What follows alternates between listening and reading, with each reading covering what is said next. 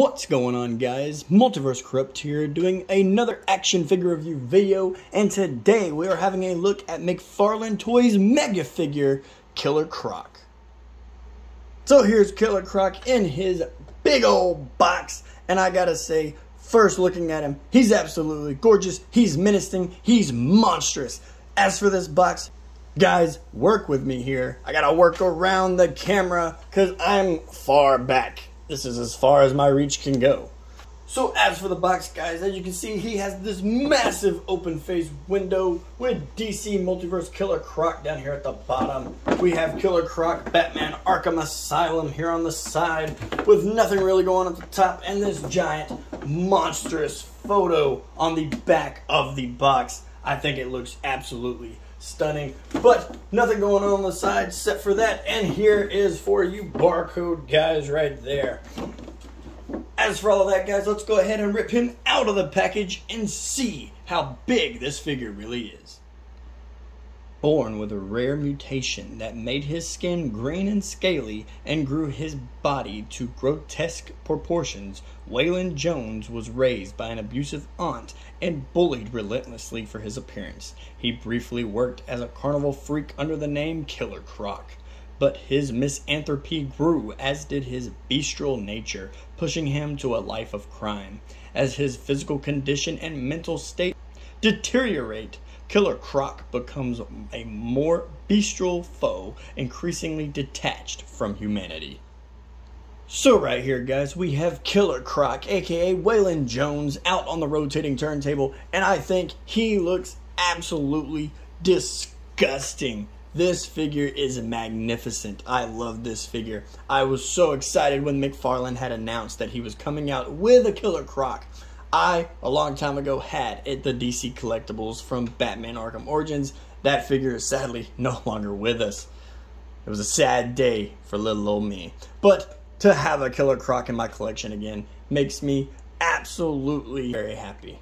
So let's go ahead and get Killer Croc off of the rotating turntable and see all the accessories that he comes with.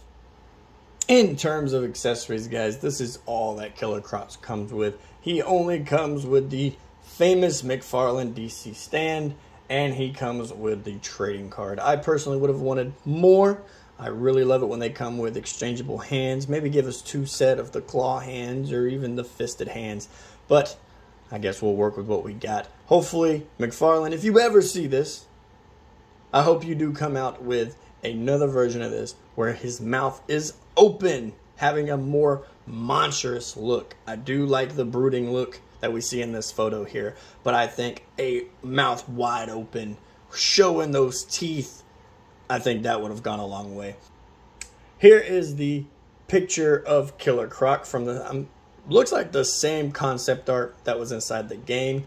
And then on the back is the read up. You guys can pause the screen right here and read it. As for how tall this figure stands, guys, Killer Croc stands at about 9.5 inches all the way up to the top of his Killer Croc head.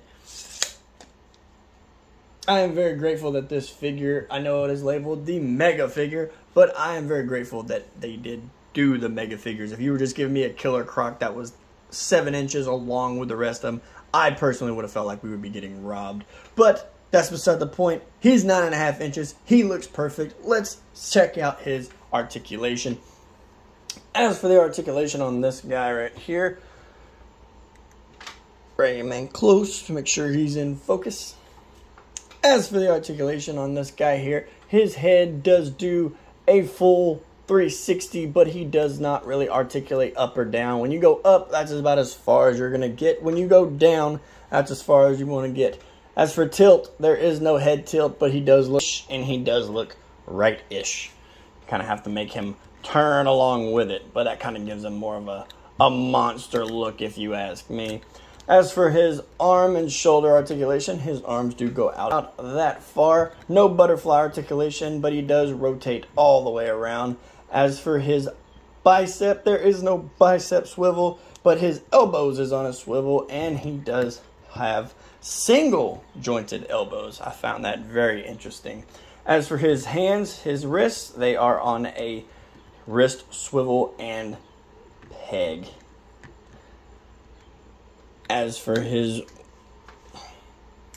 ab crunch, guys, his ab crunches him forward about that far, but he goes back about that far.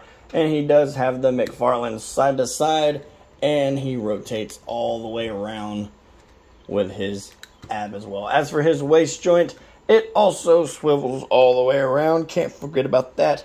Do the McFarlane diaper, if it starts to droop low, you can see that massive gap there. So just shove it back up to where his belly button would be and his abdomen.